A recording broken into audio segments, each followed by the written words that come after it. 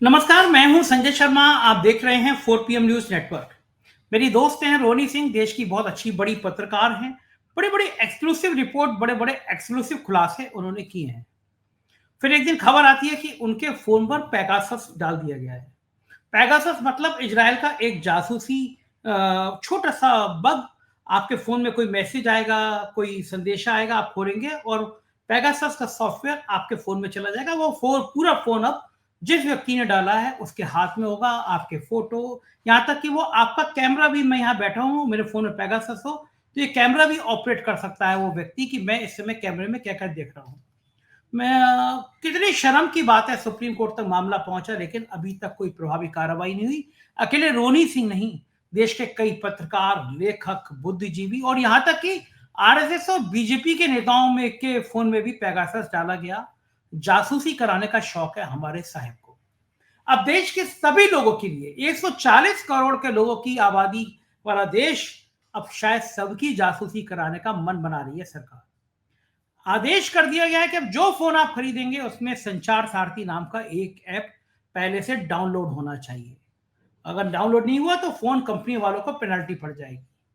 वो ऐप आपके फोन में आपके साथ आ जाएगा, जैसे मोदी जी किसी लड़की के दहेज, शादी के बाद दहेज दे रहे हो तो मोदी जी का ये दहेज आपके फोन के आपके घर आ जाएगा। और लोग कह रहे हैं उसके बाद आपकी हर बातचीत, हर संदेशा शायद सरकार सुन पाए, शायद सरकार जासूसी कर सके, ऐसा विपक्ष आरोप लगा रहा है।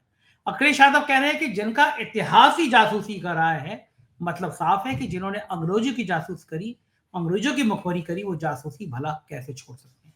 कितना खतरनाक है भारतीय लोकतंत्र में कि हर व्यक्ति के निगरानी की जाए, उसके संदेशे पढ़े जाएं, उसकी जानकारी रखी जाए। क्या हम उस युग में वापस आ रहे हैं जब नोकिया का छोटा सा 2000 रुपए वाला फोन हो जिसमें इंटरनेट ही ना हो? हम कहें भैया ये बातचीत होती है, कोई ऐप वेब डाउनलोड नहीं होगा, तभी आप बच पाएंगे, वरना आपका फोन सरकार सुन रही है, कोई ना कोई सुन रहा है, ये मान के चलिए। फोन में कोई संवेदनशील बात मत रखिए। क्या है इसके परिणाम? मैंने अभय दुबे जी से बातचीत करी, बहुत रोचक बातचीत है। और मैंने पूछा कि आखिर देश में चल क्या रहा है। राजभवन का नाम लोक भवन रख दो, लोक भवन का नाम कुछ और रख दो, क्या इससे देश का भला हो जाएगा? बड़े बड़े संचार की क्रांति की बातें करते हैं, बड़ी बड़ी आधुनिकता की बातें करते हैं, भारतीय संस्कृति की बातें करते हैं। टीवी चैनल में बहस चल रही है कि कितना लॉर्ड मेकाले की संस्कृति को खत्म करना चाहते हैं। राजभवन नाम से बू आती है अंग्रेजी की, तो लोक भवन नाम हो गया। प्रधानमंत्री ने अपने कार्यालय का नाम भी इस तरह कर दिया। लेकिन जब संसद बन रही थी तो संसद का नाम क्या स्वामी विवेकानंद भवन नहीं हो सकता था? अरे सरदार पटेल के नाम पे हो सकता है, या सावरकर के नाम पे रख दीजिए। लेकिन देश की नई पार्लियामेंट का नाम है सेंट्रल विस्टा। तब कहां चली गई इनकी नैतिकता? तब अब कोई सवाल नहीं करता कि पार्लियामेंट का नाम सेंट्रल विस्टा क्यों है। क्योंकि जो तुमको हो पसंद वही बात करेंगे। हमारे मोदी जी को अंग्रेजी पसंद है, इसलिए विदेश के चश्मे, विदेश की घड़ियां, विदेश के फोन और विदेशी गाड़ियों से घूमते हैं। भारतीय संस्कृति की बात केवल भक्तों की और आपके लिए। चलते हैं अभय दुबे जी के पास, बहुत रोचक बातचीत है, पूरी बातचीत सुनेंगे, आपको अच्छा लगेगा। चैनल को सब्सक्राइब करिए, ज्वाइन करिए, सुनिए अभय दुबे जी क्या कह रहे हैं। 4 PM न्यूज नेटवर्क में स्वागत है अभय दुबे जी आपका। सोचिए कितना बढ़िया हो कि आप मुझे मैसेज करें कि संजय दिल्ली आए हुए हो, मैं तुम्हारे लिए बढ़िया मटन बनाता हूँ, आज घर पे आ जाओ खाना खाने के लिए। वो संदेशा सीधा प्रधानमंत्री कार्यालय में बैठा एक व्यक्ति पढ़े कि आज अभय दुबे ने संजय शर्मा को मटन के लिए बुलाया है। या मैं थोड़ा और आगे चले जाऊं, किसी व्यक्ति की कोई गर्लफ्रेंड बुलाए और प्रधानमंत्री कहने अच्छा ये अपनी गर्लफ्रेंड से मिलने जा रहा है। या किसी को कोई खबर देने के लिए बुलाए, अच्छा ये है स्रोत आदमी का, ये खबरें देता है सरकार के खिलाफ। कुछ कुछ ऐसा ही आरोप विपक्ष लगा रहा है। आप फोन लीजिए और फोन में संचार सारथी, इसी तरह का शायद नाम है कि संचार साथी, संचार साथी, वो साहब आपके फोन में वो ऐप मिलेगा आपको, एक्टिव ऑलरेडी फोन में मिलेगा। मतलब हमारी तरफ से जैसे कन्या विदा हो रही है तो दहेज में मोदी जी का जासूस आ रहा है कि ये भैया नया फोन लो, मोदी जी का जासूस कन्या के विवाह में दहेज के रूप में आ रहा है। हल्ला मचा हुआ है पूरे देश में। कारण यह है कि पहले भी ऐसा हुआ कि पेगासस के जरिए बहुत सारे पत्रकारों, एक्टिविस्ट और यहां तक कि भारतीय जनता पार्टी के अपने नेताओं की जासूसी मोदी जी करा रहे थे, संघ के भी लोगों के नाम पे। खुलासा हो गया। ये बात अलग है कि सुप्रीम कोर्ट की मेहरबानी से अभी तक कोई गिरफ्तारी नहीं हुई है, जांच अभी तक ठंडे बस्ते में है पेगासस के, लेकिन साफ हो गया पेगासस से जासूसी कराई जा रही थी। एप्पल ने साफ साफ कह दिया कि कोई हम किसी कीमत पे कोई भी ऑलरेडी एक्टिव सॉफ्टवेयर डाल के नहीं देंगे। ये एप्पल है, ये मोदी जी का अंबानी अडानी की दुकान नहीं है कि यहाँ पे दबाव बन जाए। एप्पल है, वो कहता है कि साहब हम नहीं करेंगे, आपको जो करना हो कर लीजिए। और दुनिया में एप्पल तो मोदी जी भी यूज करते हैं, तो उनको अगर फोन करना है तो एप्पल की बात माननी पड़ेगी। लेकिन ये सरकार किस हद तक उतर आई है कि आपकी एक एक चीज की जासूसी करना। मतलब लोग कहते थे कि गुजरात के दोनों नेता जासूसी कराने में बड़े एक्सपर्ट हैं, लेकिन अब तो परले दर्जे की हद की बात होगी कि ऐसा चीज ला रहे हैं कि साहब एक बड़ा बढ़िया ऐप है, हम जबरदस्ती आपके फोन में डाल के दे रहे हैं। सरकार को डर किससे है? या हर व्यक्ति की जासूसी क्यों कराना चाहती है? क्यों ऐसा ऐप लेकर आ रही है? क्या लग रहा है विजय आपको? देखिए, मैं तो इस सरकार को इलेक्टोरल ऑटोक्रेसी कहता हूं। ये एक निर्वाचित निरंकुशता है। ये मेरा इजाद किया हुआ शब्द है, इसलिए मैं इसका इस्तेमाल कर रहा हूं। और मेरे ख्याल से ये बिल्कुल, मैंने काफी सोचा है, ये बिल्कुल सही है। ये चुन के तो आई है, चुनाव के जरिए सत्ता में आई है, लेकिन अब इसने पूरी तरीके से अपनी निरंकुशता स्थापित कर दी है, या स्थापित करने के अंतिम चरण में है।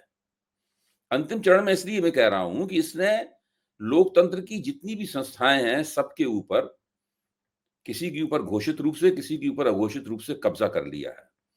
अब सवाल लोगों की जिंदगी रही, तो जितने भी तानाशाह किस्म के लोग होते हैं, वो हमेशा ही हर एक के ऊपर नजर रखना चाहते हैं। उनका रवैया बिग बॉस जैसा होता है।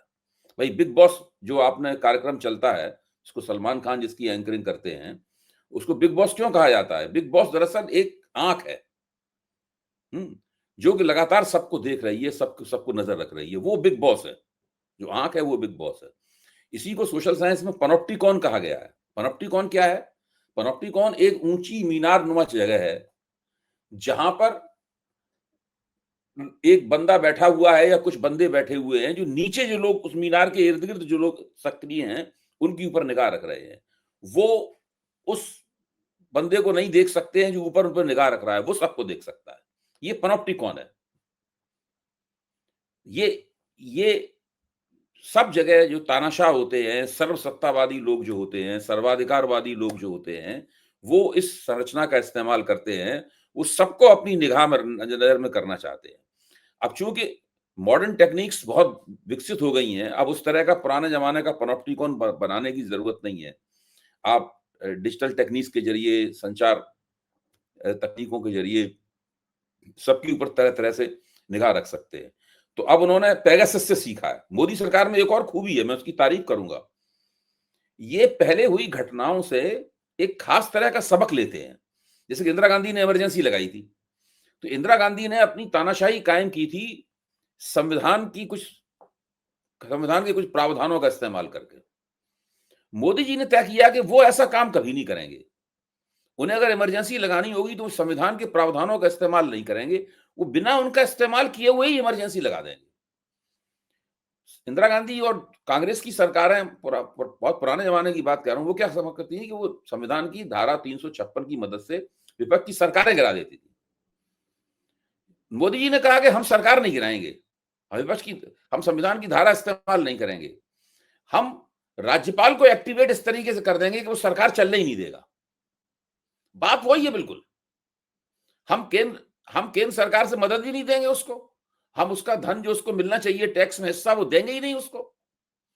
उसका मुख्यमंत्री आगे सिर पटक देगा नीति आयोग के सामने, उसके बावजूद नहीं उसको उसका हिस्सा मिलेगा। वो चलने नहीं देंगे विपक्ष की सरकार को, और वो डबल इंजन की सरकार का नारा देंगे।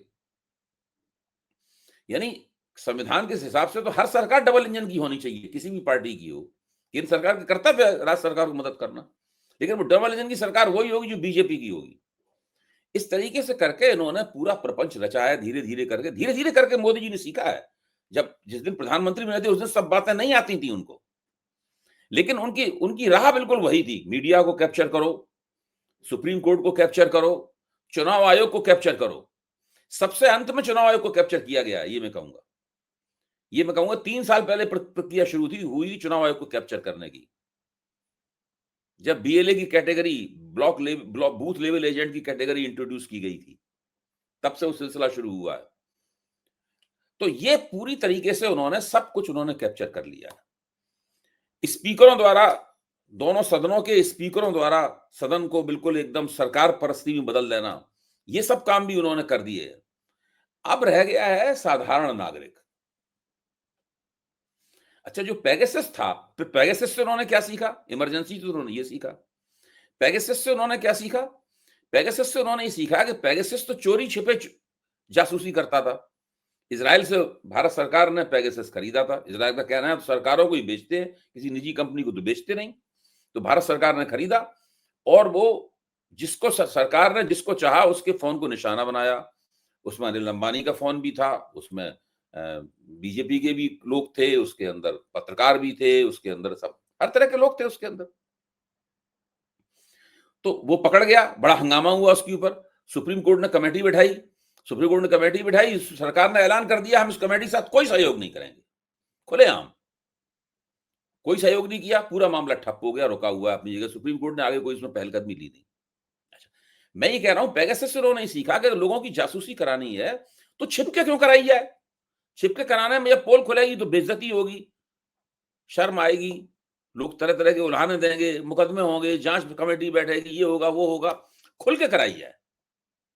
और खुल के कराने के बहुत से बहाने हैं, राष्ट्रीय सुरक्षा के नाम पर, साइबर फ्रॉड रोकने के नाम पर, और आपका फोन चोरी ना हो जाए उसको बचाने के नाम पर ये करी जाएगी। चूंकि जितने भी लोग फोन बेचने वाली कंपनियां हिंदुस्तान में हैं, वो सरकार के नियम कानूनों से बंधी हुई हैं। तो आपने ऑर्डर, मैंने पढ़ा ध्यान से ऑर्डर, जो ऑर्डर गया सरकार का, उसमें ऑर्डर में साफ साफ लिखा हुआ है कि फलानी फलानी धारा के तहत अगर आपने काम नहीं, ये सब नहीं किया जो हम आपको बता रहे हैं, तो आपके खिलाफ एक्शन हो जाएगा। आप कानूनी कार्रवाई के लिए तैयार रहिए। अच्छा, अब जब इतना हंगामा मच रहा है, संचार मंत्री हैं सिंधिया साहब, तो सिंधिया साहब फरमा रहे हैं कि नहीं ये सब गलत बात है, आप ये वैकल्पिक, ये जो है ना वैकल्पिक है, आप चाहें तो इसको नहीं एक्टिवेट कर सकते हैं, आप चाहें तो इसको डिलीट भी कर सकते हैं। डिलीट भी कर सकते हैं। ये तो मुंह जबानी बोल रहे हैं। उनके मुंह जबानी बोलने का क्या मतलब है? बनाई और डाली क्यों रहे हो भाई? नहीं, उसमें आप ऑर्डर, लिखित ऑर्डर दिया गया है। आप जो लिखित ऑर्डर दिया गया है, जो बाकायदा ऑफिशियल ऑर्डर है, वो ऑफिशियल ऑर्डर है, वो है असली चीज। अगर वो चाहते हैं कि जो मुंह से कह रहे हैं वो हो, तो ये पिछला ऑर्डर कैंसिल करके एक नया ऑर्डर जारी कीजिए ना। बताइए कि हमने नया ऑर्डर जारी कर दिया है। वो ऑर्डर जारी नहीं किया है। ये केवल बहस को डिरेल करने के लिए, भ्रम फैलाने के लिए इस प्रकार की बात कर रहे हैं। और मीडिया उनके हाथ से, मीडिया जो है उनके आदेशों पे चलता है। मीडिया वाले भी देखिए उन्होंने इस भ्रम का खंडन कर, मीडिया वाले पहले से कहने लगे हैं ये सारे भ्रम है, और संचार मंत्री इन भ्रमों का खंडन कर रहे हैं। आप सोचिए क्या हो रहा है। ये बिल्कुल सही बात है। बिल्कुल गोदी मीडिया तो बिल्कुल स्थिति है।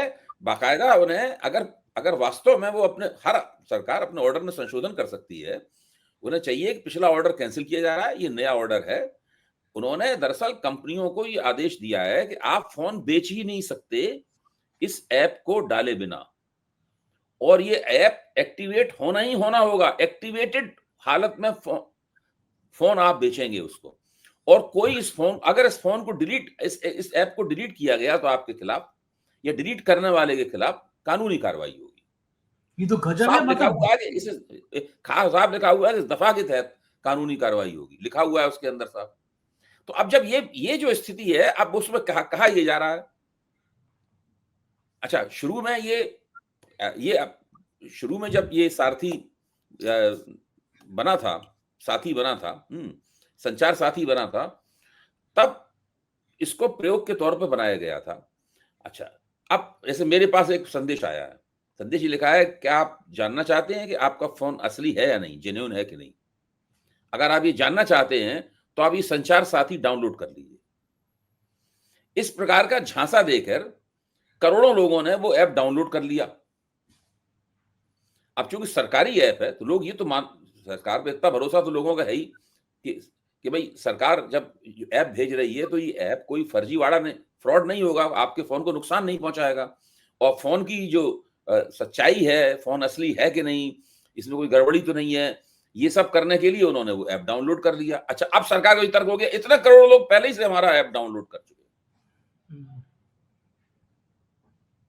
तो इस तरह करके सरकार जो पूरा प्रपंच रचती है उसकी काट बड़ी मुश्किल होती है, क्योंकि जब सरकार ने इन कंपनियों को अपना आदेश जारी किया उससे पहले ही करोड़ों लोगों के फोन में ये ऐप सरकार की इस तिकड़म की वजह से जा चुका था। उन सब की सब गतिविधियां हो सकता है क्योंकि उनके अच्छा, आम लोग इन चीजों का महत्व थोड़ा कम समझते हैं, वो समझते नहीं है पूरी तरीके से कि भाई इसका पूरा मामला है क्या। बहुतों के फोन में ये ऐप पड़ा हुआ है, अपना काम कर रहा है, लोगों को पता ही नहीं है इस बात का। अच्छा, दूसरा ये है कि सारी दुनिया में डेटा चोरी करना, डेटा कलेक्ट करना लोगों का, ये भी एक बहुत बड़ा व्यापार है। हम लोग जानते हैं इस बात को, बहुत बड़ा व्यापार है, बहुत ही बड़ा व्यापार है। अच्छा, अब आप देखिए, बहुत से लोग अपने जो वन टाइम पासवर्ड होते हैं, ओटीपी होते हैं, वो सब फोन में आते हैं, वो फोन में बहुत दिनों तक स्टोर बने रहते हैं, वो उन लोगों को इसके जरिए पता लग जाएंगे।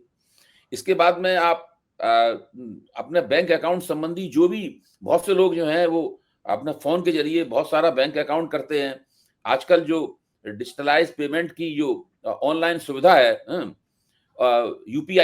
यूपीआई फोन के जरिए होता है। हम सब लोग जानते हैं, हम बाजार जाते हैं, मान लो हमें ब्रेड खरीदनी है, बटर खरीदना है, पता लगा कि आपको 130 रुपए देने हैं, तो हम 130 रुपए फटाक से दे देते हैं। इससे वो हमारे अकाउंट से जुड़ा हुआ होता है।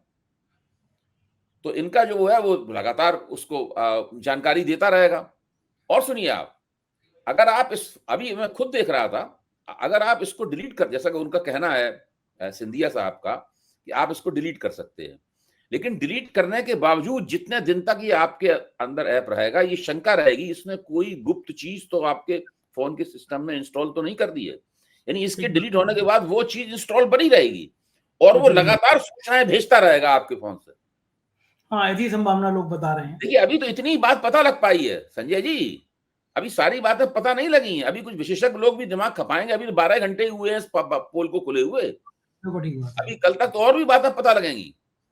दूसरे इस प्रकार के ऐप जिनको अनइंस्टॉल ना किया जा सके, केवल 2 जगह दुनिया में इस्तेमाल किए गए हैं, एक है रूस और एक है उत्तर कोरिया। अब आप इस देश को रूस और उत्तर कोरिया बनाना चाहते, इसीलिए मैं कहता हूं कि ये निर्वाचित निरंकुशता है, ये इलेक्टोरल ऑटोक्रेसी है।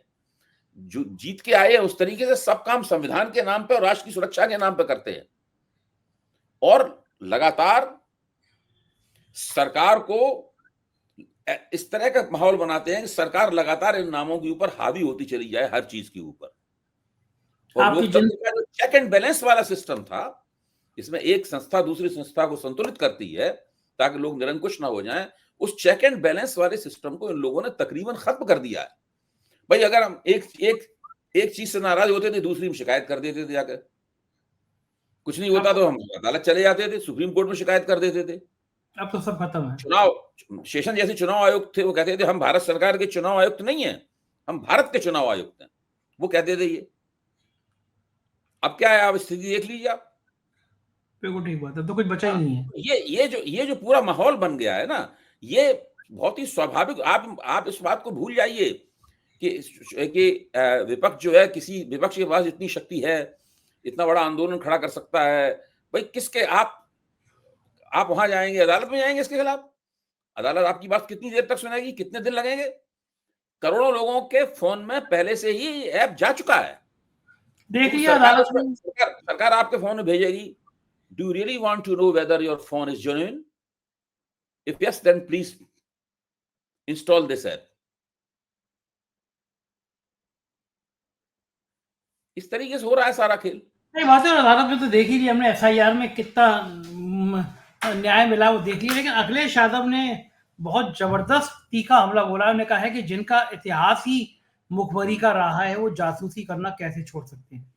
जरा विस्तार से समझाइए, अखिलेश यादव का इशारा क्या है और क्यों उन्होंने कहा होगा ऐसा? नहीं, बिल्कुल भाई, मुखबिरी का इन लोगों ने जो 1942 का जो भारत छोड़ो आंदोलन था, उस आंदोलन के दौरान राष्ट्रीय स्वयंसेवक संघ की जो भूमिका थी, वो भूमिका संदिग्ध थी राष्ट्रीय स्वयंसेवक संघ की।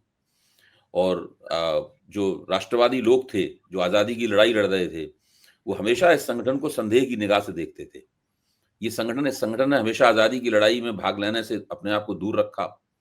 अगर कोई स्वयंसेवक, आजादी की लड़ाई होती थी, सब लोग प्रभावित होते थे, बहुत से स्वयंसेवक भी उससे प्रभावित थे। अगर वो कहते थे नहीं भाई हम तो गांधी जी के आंदोलन में भाग लेंगे, जेल जाएंगे, तो उनसे कहते थे जब तक आपको जोश आ रहा है आंदोलन में भाग लेने का, जाओ, भाग लो, जेल जाओ, असहयोग आंदोलन में जाओ, लेकिन तब तक आपका संघ से कोई संबंध नहीं रहेगा। यहाँ तक खुद डॉक्टर हेडगेवार जो संघ के संस्थापक थे, जब उन्होंने एक बार तय किया कि वो राष्ट्रीय आंदोलन में भाग लेना चाहते हैं, तो खुद भी उन्होंने संघ से अपने आप को अलग किया पहले, उसके बाद राष्ट्रीय संघ से भाग लिया। उसके बाद जब आंदोलन खत्म हो गया, वो जेल से छूट गए, उसके बाद फिर वापस आके संघ में मिल गए। संघ को वो किसी तरीके से आजादी के आंदोलन से नहीं जोड़ना चाहते थे, उससे अलग रखना चाहते थे।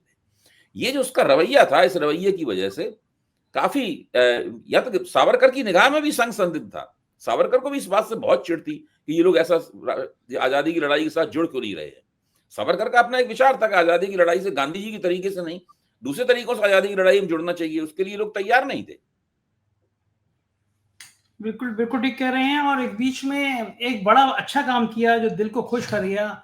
इस काम से पूरे देश के गरीबों को रोटी मिल जाएगी, पूरे देश के मध्यम वर्गीय परिवार को टैक्स कम हो जाएंगे, आम आदमी को बड़ा राहत मिलेगी। बड़ी खुशी की बात है। काम इतना महान काम है कि जो देश के जितने गवर्नर हाउस हैं उनका नाम राजभवन से बदलकर लोक भवन रख दिया गया। पीएमओ परिसर का नाम सेवा तीर्थ रख दिया गया।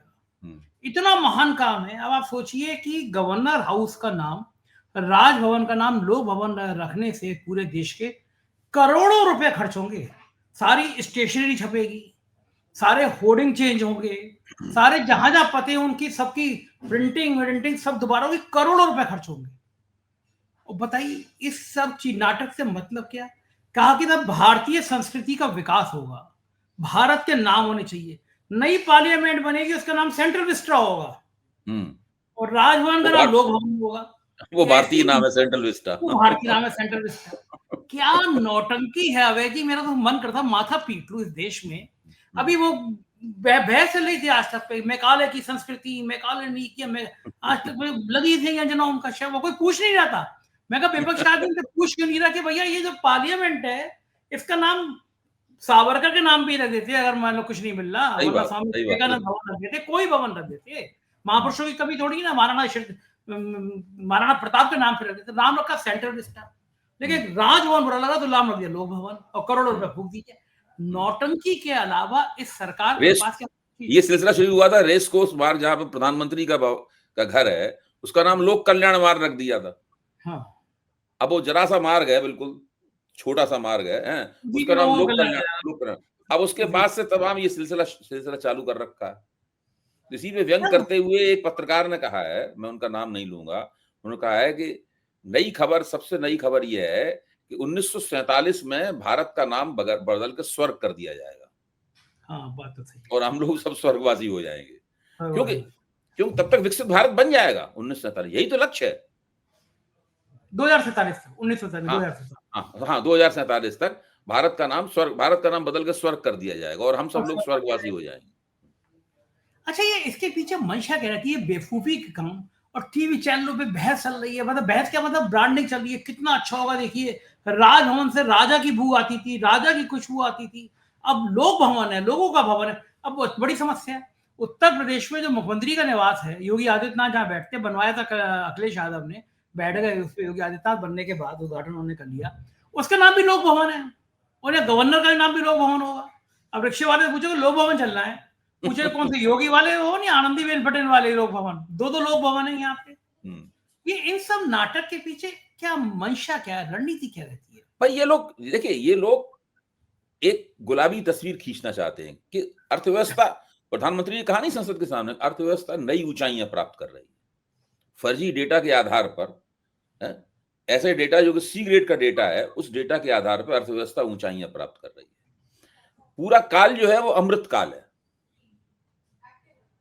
और अमृत काल के जरिए हम लोग बहुत तेजी से 2047 की तरफ बढ़ रहे हैं, जब भारत विकसित देश बन जाएगा। भारत की जो पर कैपिटा इनकम है अमेरिका जितनी हो जाएगी।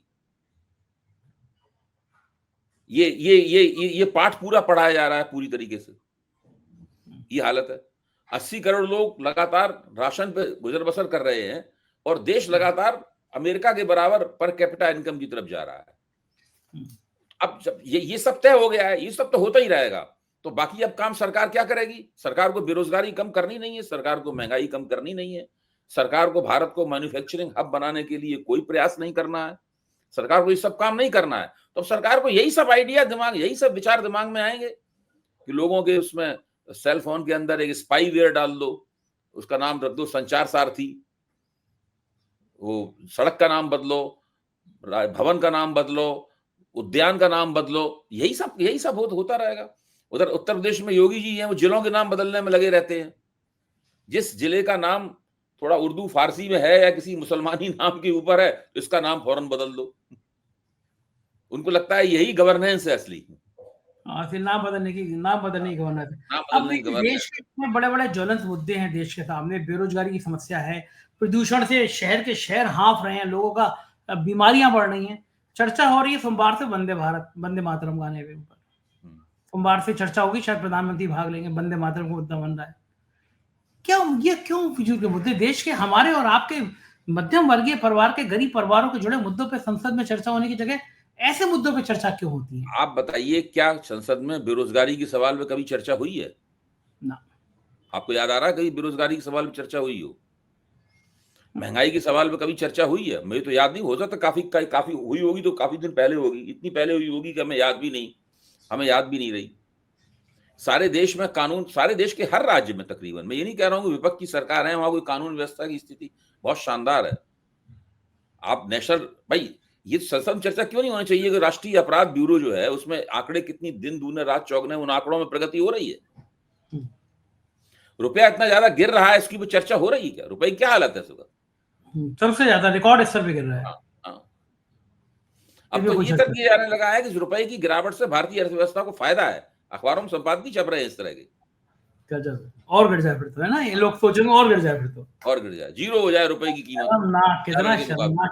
भारतीय अर्थव्यवस्था को बहुत ही फायदा होगा। इस तरह के लोग, मीडिया की भी गिरने की एक पराकाष्ठा होती है, तो गटर मीडिया वाकई में गटर मीडिया हो गई है। कोई पराकाष्ठा नहीं है, कुछ भी कहेंगे, आम आदमी के मुद्दों पर बात नहीं करेंगे। बहुत बहुत शुक्रिया अभय जी, समय दिया आपने, थैंक यू सर।